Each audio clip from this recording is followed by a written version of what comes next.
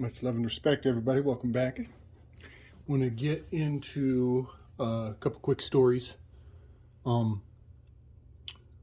First one is kind of something I said I was going to discuss in a previous video. I'm losing track. I mentioned the nefariousness of infusing the tarot deck into a cinematic experience. And, you know, I just had a kind of a fun discussion about this with our brother Danunaki Dan from Rising from the Ashes. Big love, brother. Big love. It was a good talk. It was a real good talk. Always is.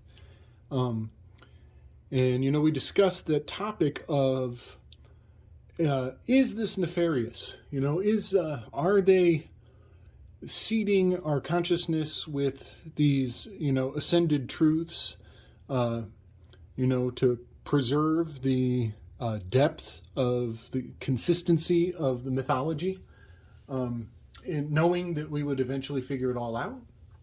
And that's possible. It's very possible. But I see I see a very important caveat to that notion that, you know, this is for our benefit. And that caveat is kind of is in two parts. First of all, you know, I believe that they are speaking truth to a higher aspect of the individual. I think that every individual is way smarter than most people give themselves credit for. I don't think we'll ever know the full capacity of the human potential, and that's a damn shame. It's part of the human condition to, you know, to be fearful, to run away from our highest possible self. But regardless of how self-demeaning humanity is, the messages of these films and the consistency of the scaffolding of the system that is in place, it engages our genius, our higher potential.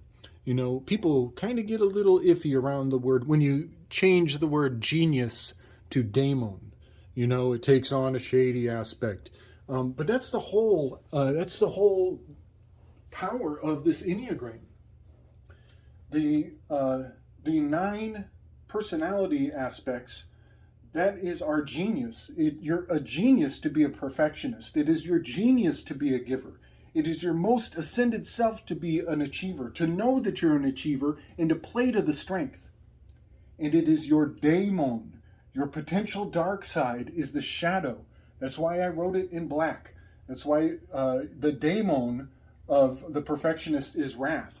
The daemon of the giver is pride. So I use those two terms, and they do, everything is double-edged.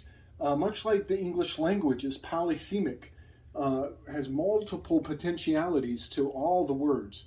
And the true fractality of that is something to marvel at, especially when you get into the Lamashi, the constellation speak of our language. We are star speakers, and this is the star awareness of Star Wars that we are getting into with this. And the revelation of it is fascinating. But I just wanted to point out that, you know, I did put the ascended aspects inside the circle, closer to the center of the self, where the light in the Plato's cave is casting shadows, and the shadows are on the walls.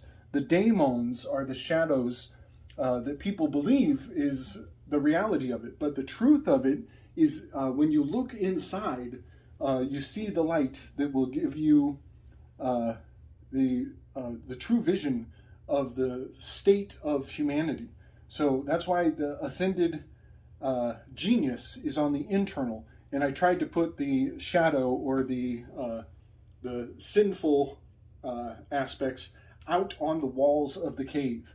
So I do go back and forth between higher self, genius, daemon. These are slightly interchangeable, but the differences, the nuance to those differences is very important. So also, you know, when I said pandemonium, you know, this is the house of all demons, that is also true to this, but is simultaneously all of those demons have ascended angelic potentialities.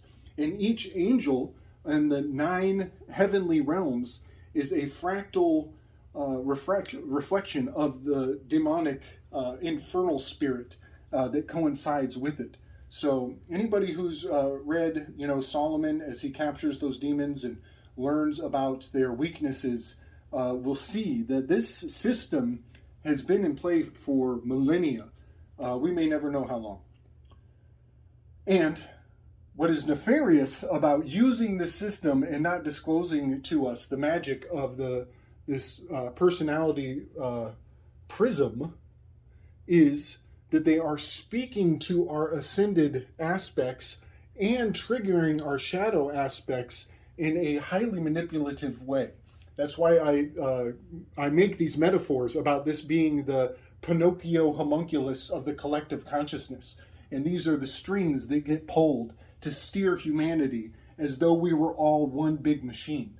And that, I believe, is what's fascinatingly double-edged about this project, is while I do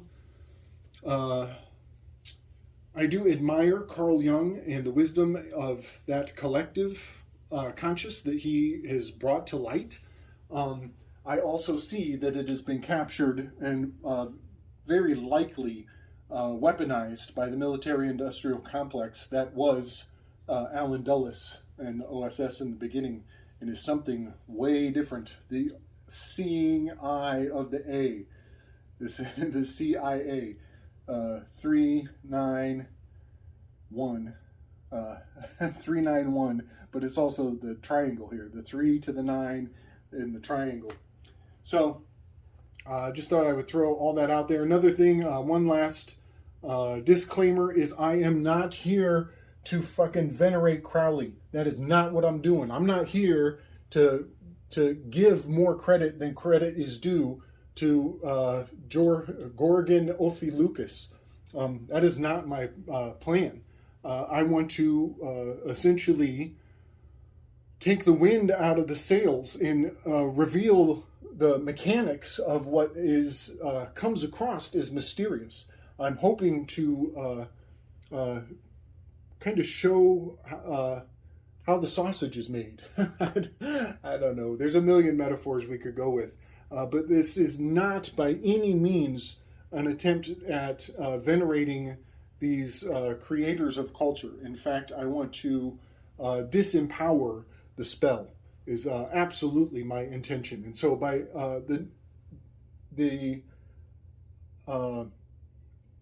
what is required to do that is a journey behind enemy lines.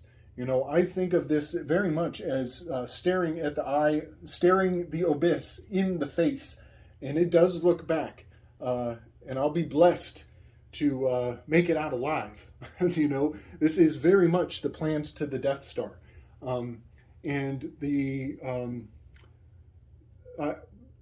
possibilities for the project that I've done here just with Star Wars, you can actually take my work here as a template and you can infuse it onto Marvel comics in the Marvel Cinematic Universe, which I may do in the future, but this is just basically an outline of how storytelling and the mechanics of storytelling and the relationships are infused to generate essentially what is a one big collective, one ring to rule them all. I have an aunt who is an accomplished priestess, witch, and I talked about the tarot in front of her one time, and she got a little upset, and she said, the tarot is for one, it's her religion, and that I should respect that, which I do. And she also said that the tarot is about an individual's relationship to the cards, their particular thread and its placement in the weaving of the three fates of life. And what I think is important about the work I'm doing is pointing out that these cinematic experiences are actually pulling the strings of the three fates, of the three moirae, as though to steer humanity in a certain direction or trigger them in very nefarious ways. I think of this as each one of these is like a pressure point or even a chakra. and they can light a fire under certain chakras to cast certain shadows to steer the collective in a very in certain directions. And the fact that 50% of the world is a 6 on the Enneagram is so important. It's so important. It means that there's nothing to fear but fear itself. It means that the 6 is the hex. There's so much behind all this. And understanding why the world is so divisive is because 50% of us have to divide the power of a democratic system amongst 8 other stations, as the 6s dominate 50% of the consciousness. It is absolutely fascinating. So yeah, there's nothing to fear but fear itself. Nothing's more true than those words. So, all right, plugging along. Want to very quickly, I want to talk about the Gulf of Tonkin event. And we're kind of stepping away from the episodes 4, 5, and 6 of the original Star Wars series and the Rogue One film, which was a standalone Star Wars story. It was the history of the plans for the Death Star and how they came to be available to the rebel forces. And it had to do with the scientist who had invented or constructed the Death Star. His name was Galen Orso. Galen Orso was coerced into, inscripted. He was in the Stamp Act, the Impression Act. He was conscripted into the Empire and forced against his will to create the Death Star. But covertly, he had installed the linchpin, the weakness of the Death Star, such that a small rebel force could penetrate and destroy the entire plan of the Empire. And his daughter, Jen Orso, she became the rebel leader who was the reason why the plans to the Death Star were transmitted out and given off to the rebel base. And what is fascinating about the whole story of Rogue One is that it is a one-to-one correspondence with the Gulf of Tonkin incident and Pearl Harbor. George Morrison was the commander who was in charge of the Gulf of Tonkin incident. And the Gulf of Tonkin incident was an absolute false flag. That shit didn't even happen. It was 90% bullshit, 10% fact. And we now know that, 2020 hindsight. Well, George Morrison was Galen Orso, and George Morrison's son was Jim Morrison. Well, Galen Orso's daughter was Jen Orso, and she became the rebel leader. Jim Morrison became the leader of a rebellious movement of the rock and roll. So the correspondence is so powerful. And what is kind of fascinating is the question of, did Jim Morrison grant karmic absolution to his father, George Morrison, who started the Vietnam fucking War? You know, does that give karmic absolution? Was it intentional that his son was attempting to give karmic absolution? Much like Jen Orso is trying to absolve her father for creating such a destructive force in the world. It's the same question comes to hand with the Nuremberg trials. Does, what was it, maybe 16 dudes getting punished for a collective of 60 some years? A couple of them got hanged, and a couple of them died in the prison cells, and I think altogether it was 64 years were served amongst the 16 dudes. Is that karmic absolution for everything that the World War II was all about? Is that sufficient? Clearly not, because they're breakdancing all over the fucking Nuremberg trials right now, and have been for a while. So very, very important lessons. Did we do enough with Nuremberg? Have these assholes learned their lesson? It's a dark question. Another point about the Rogue One is they actually do an interesting flip in that the rebel forces are invading this island, the island base. That is Pearl Harbor. And they are making the protagonists the invading force. They're kind of flipping the perspective and giving the audience that sentimental attachment to the Japanese invading force, which it's important that we ask ourselves, which side would we have been on if we had known that the Gulf of Tonkin was all bullshit and it was all a setup to go into this horrible, destructive war. It really is important that we ask ourselves these questions.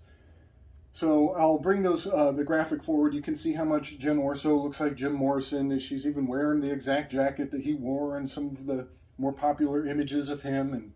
And just think about it, think about it. There is a lot of revelation going on behind all of this. And so that I'm bringing that forward to justify these associations that I make with real life events on the world stage. This thing with Ghislaine Maxwell, I'm going to get into that in a minute. First, I want to break down the Tower card. Man, the Tower card was in episode 4 there at the beginning, 1977, New Hope. The Tower card is the trash compactor scene. And there is so much going on with that Tower card being perfectly corresponded to the trash compactor scene. And now I'm going to do a quick breakdown on it, and then I'm going to bring it to life to the world stage and maybe show how certain aspects of what we've been told about certain events are powerfully correspondent to the Tower card that was infused into the cornerstone of culture with the trash compactor scene of episode 4. So in the trash compactor scene, I'll bring the Tower card. I'll just bring this whole visual cue together. But you'll see that there are 4 characters falling from the tower. That is unique to the Crowth-Thole deck, as most tower cards have 2 priests falling. And the Crowth-Thole deck is 4 characters falling from the tower. They look just like stormtroopers, the way that they are artistically depicted. And one of them in particular is falling in exactly the same, with the same body language that Luke Skywalker has when a one-eyed serpent monster pulls him under the water. Well, wouldn't you know, on the Tower card, there's a frickin' Yaldabaoth, lion-headed serpent character, grabbing on to one of the characters whose arms are raised as he is being entangled with that Yaldabaoth monster. The eyeball at the top of the Tower card has laser beams coming out of the eyeball, shooting in all directions. That is Han Solo when he shoots his blaster at the door, and it bounces off in all directions. Even the shape of the door on the tower is powerfully representative of the door in the trash compactor scene, which Chewbacca was so determined to try to get out of.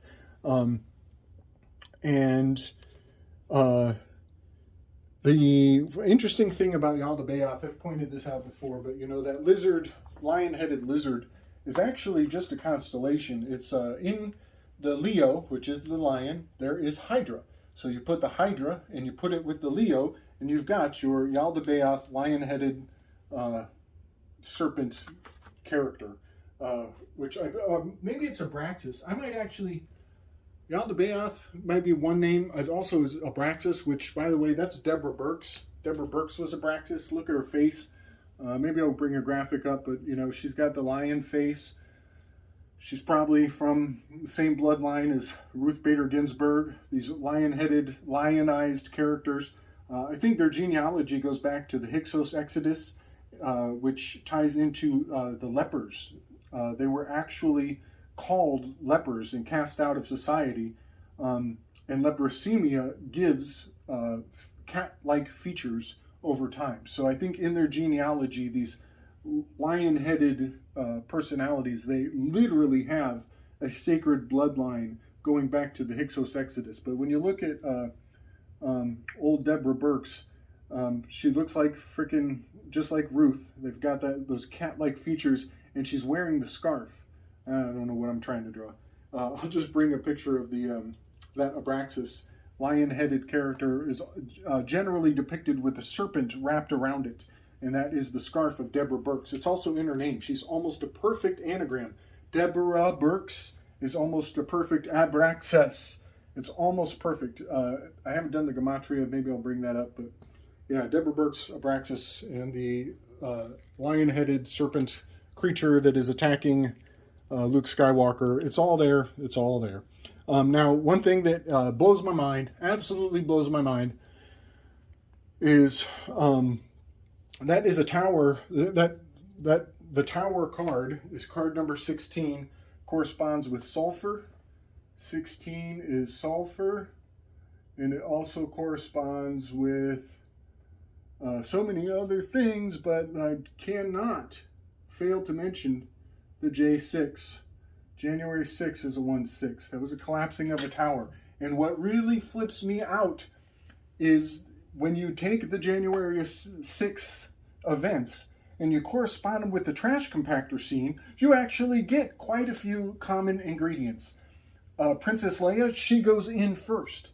That's the frickin' girl that got shot in the neck. She was going in first. She was the brave one. They're all in the hallway. They're in the hallway, infiltrating the White House, or whatever it was, the Capitol building, and the girl goes through the window first, just like fucking Princess Leia, and she got shot in the neck and died, allegedly. Who knows what really fucking happened? Well, guess what else? The fucking Q shaman is Chewbacca. Chewbacca and the Q shaman correspond. So J6 and the tower card of the fucking of the trash compactor scene is absolutely mind-blowing. And the whole thing is, they had barricades. That's the walls closing in. The walls are closing in as everybody is a fucking domestic terrorist now. Congratulations. Walked right into it. The sulfur thing, I think that has something to do with the podium. The fact that they went up on the podium and said some sort of freaking chaos magic bullshit. Quick point, while we're talking about chaos magic, I want to point out that this is not chaos magic. This is incredibly orderly. There's nothing chaos-based about this. This is the consistency. This is order magic. This is the standard operating procedure of the consistency of the realm. Fusing the Enneagram with the constellations, with the tarot cards, with the stories of the consistency of the collective consciousness. This is not chaos magic. It is not the same as what they're trying to tell you, like, oh yeah, do whatever you want. Chaos magic is like, identify as a fucking disco ball if you care to. And it's not going to have the same potency. I'll just say that. Now, I'm getting all excited. I need to catch my breath. One last thing, I think it's the last thing. I've been having a lot of doubling back on my own ideas around this Shell of Anger Challenger station. And I want to try to maybe convey a consistent and concise theory on why this Challenger Saturnian number 8 station is so ambiguous. And I'm going to try to convey that as best I can. I believe that in episode number 4, the very first of all the Star Wars, A New Hope, I do think that the Death Card is the 8 station. And I think that Darth Vader is the Challenger of the first episode. And I've also been kind of milling over in my head, is the Death Card, where does it belong in the Zodiac? Well, I think this is Ophiuchus. I'm quite sure that this is Ophiuchus, which is down in Scorpio. There's even a scorpion. It is in Scorpio. That's correspondent on the card to Scorpio. So I'm going to put the Death Card in correspondence with Ophiuchus, and that helps me a lot. And I'm going to give big love to Brother Dan, Danunaki Dan, for the conversation we had. He helped me come to this revelation. I'm thinking the death card belongs with Ophiuchus down here. He's kind of stepping off the Zodiac. There's even a scene where the stormtroopers, when Darth Vader is invading, they're stepping over dead bodies. They very clearly capture the stepping over of the death. That's Ophiuchus, absolutely. Ophiuchus totally captured by this, as he is only 5 degrees on the elliptic plane, and only has 5 days. Correspondent with JFK, C.S. Lewis, and Aldous Huxley, all dying on November 22nd, the 5 degrees of Ophiuchus, which is the north-south node of the lunar standstill, which is the Ophiuchus is also Orpheus, who is holding the harp.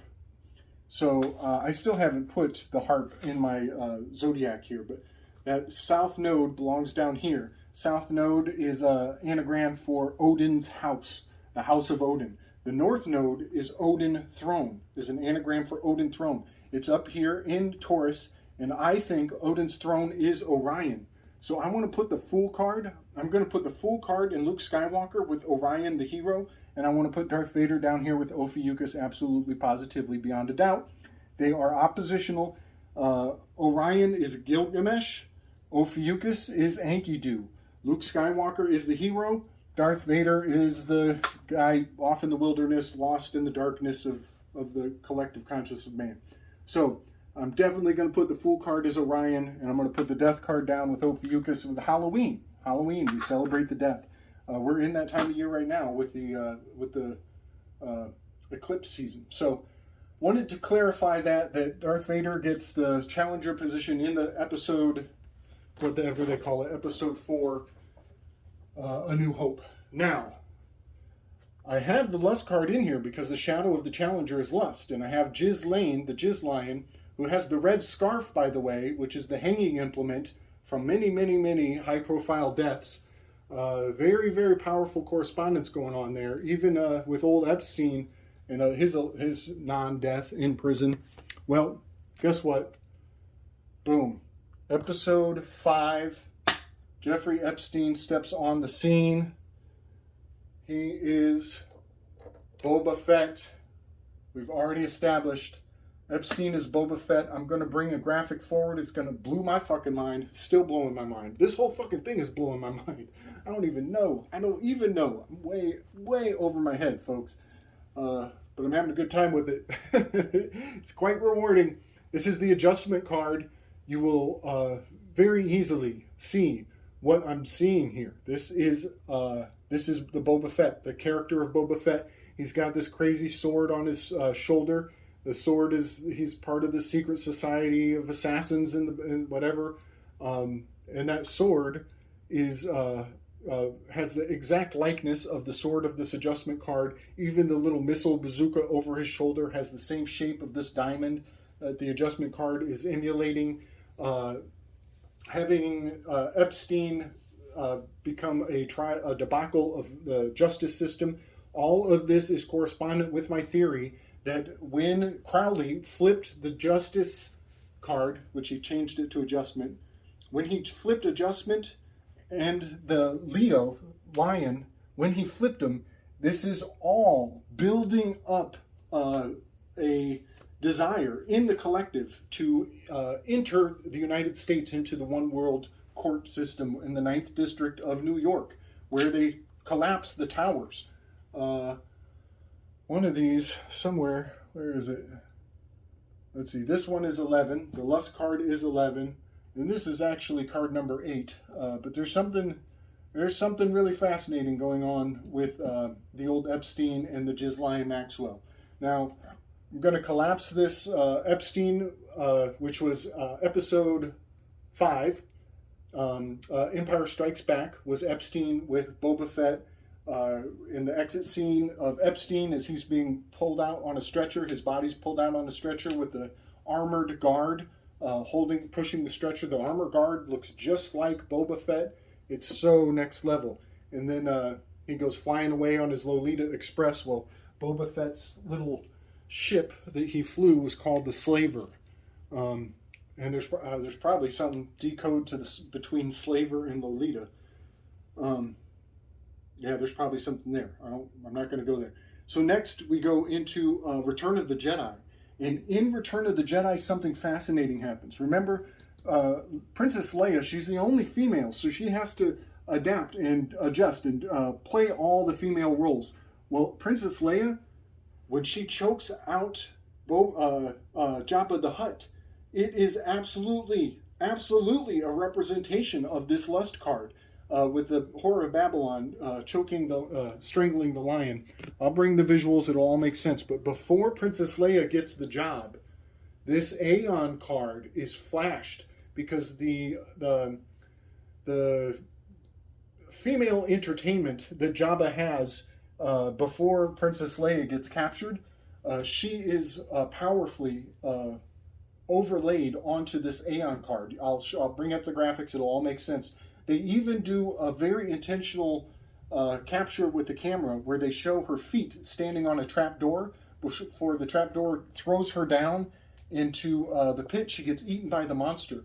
Well, this sign, this symbol that this character is standing on is a Hebrew letter that means teeth. It means teeth. So the character gets thrown into the pit of the monster, and she gets eaten by the giant teeth of that monster.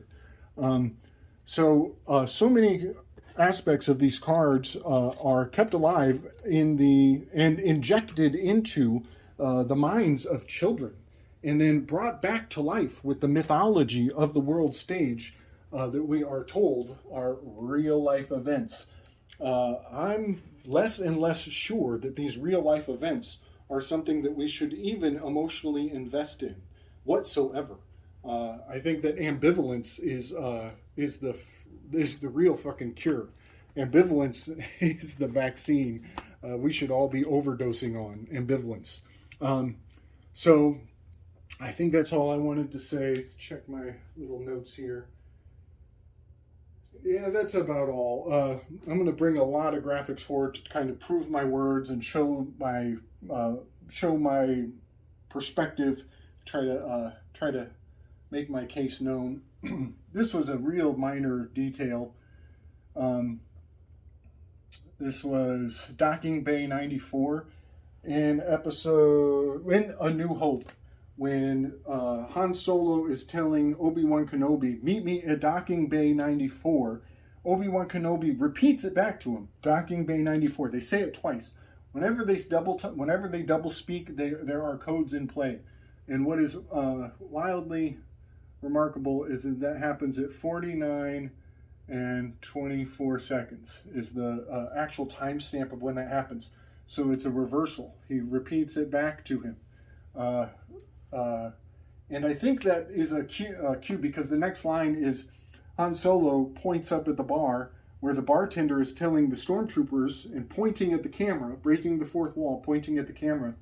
And Han Solo says, it looks like someone is taking an interest in your handiwork, because he chopped off the hand. They're being punsters. But also handiwork is the clock. Handiwork is Saturn, the handiwork. So that was a Saturnian nod at that point when they were encoding the timestamp and mentioning the handiwork. So I think that's about all I had to say. I tell you, this project is really something. I might take a little break here and try to cook down some of the revelations. Oh, damn. Always more. There's always more. Every time I go back and watch my own stuff, I'm like, oop, I forgot to mention. Also, the sword that is the crest that is on Boba Fett's shoulder. I am starting to believe that is actually a very ancient call sign to an original thinking tank of the Nazis that got more funding. There was more money poured into that think tank than they put into the Manhattan Project and the generation of nuclear bombs. So that think tank was doing way more than thinking. Way more than thinking. But I'll bring that little graphic, and it's got runes on it. That doesn't mean people who do runes are evil. It just means that you got another language to learn if you want to see what is being said, speaking above your head. You know, the idea that all these other languages that they have something to hide, or that there's something hiding in plain sight. It's just one more system that we need to gain mastery over to be able to decode what is being laid out and put in our face. I freaking loved Boba Fett when I was a child. I thought he was awesome. And now I come to find out that he's got this Jeffrey Epstein archetypal correspondence, and I'm like, I'm not so sure I like Boba Fett anymore. I really liked the film. I enjoyed the entertainment of watching it, but I think we are channeling our admiration in dangerous places, and we do not realize it. I'll just say this one last thing. When I realized that the lunar standstill is preserved and encoded in the 1819 Oxane Neunzehn and Sol Iman, it is the rest point, in that it is also preserved in our alphabet with RST. This is 18 is the moon card, 19 is the sun card. Add them together, you get 37. And then you divide 37 by the T, divide it by 2, and you get 18.5, which is close enough to the lunar standstill, which is also encoded and preserved by the sun pillar, moon pillar of a Masonic tracing board of C3PO and R2D2. Well, what really blows my mind is that not only is this covertly fused into the energy that we use to communicate, it's also covertly encoded into the geometry of sporting events. And so I speak from my personal experience. I have a father who is very emotionally reserved. He saves all of his feelings for the weekend, for only a certain season, a certain time of the year, where he looks forward to the weekend, where he gives himself permission to channel all of that libido, all of that restrained energy that he is not emoting throughout the week. He can't wait to channel all of that emotion into the sporting events. And I wonder if he would even care to know that the sporting events are also venerating the lunar standstill with the dimensions of the basketball court, soccer fields. I haven't done a football field, but I bet I could find it if I looked hard enough. And those fields are literally planted on ley lines facing in certain directions,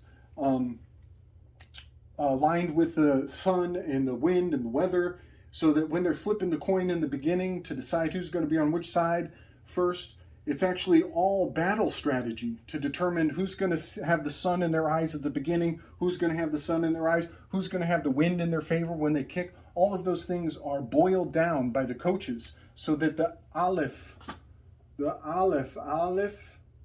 means O's and X's. Those are the fools who are going to follow orders that the coach puts together. This is the O's and the X's, the good guys and the bad guys. They play against each other when they need to come together and hug and kiss. Make peace, not war, man. Make peace, not war. So if they only knew that they were being made fools of, the whole cerebral traumatic brain injury. If anybody watched, what was it called? Concussion with Will Smith. Go back, watch the whole thing all over again, or just fast forward to the end. And at the very end, they tell you that the NFL, which is like fish nailed lamed, fish nailed, I think a tool, fish nailed tool. I forget. NFL is, it's not just Nephilim. It's way more than just Nephilim. But at the end of Concussion, they actually tell you that the NFL knew that the football players with their brain injury were actually going home and abusing their families and committing atrocities and getting paid for it and being treated as heroes and going home and ruining their families' lives for generations. And the NFL made everybody sign non-disclosure agreements so that we'll never know how long. They were perfectly aware of the damage that was being done to those men and their families, which is an evil byproduct of sporting events. Evil byproduct. But the NDA, NDA, non-disclosure agreement. Well, that's very interesting because I happen to know that the tribe of DAN is vilified still to this day. And in fact, it's very possible that the DNA is tracking the tribe of Dan and the certain bloodlines that may have a relationship to the Nephilim of the NFL. All right, I'll leave you on that. It's amazing. It's quite amazing how many things are going on that were not disclosed to us. All right, y'all. Strength and wisdom. Much love and respect. Fear not.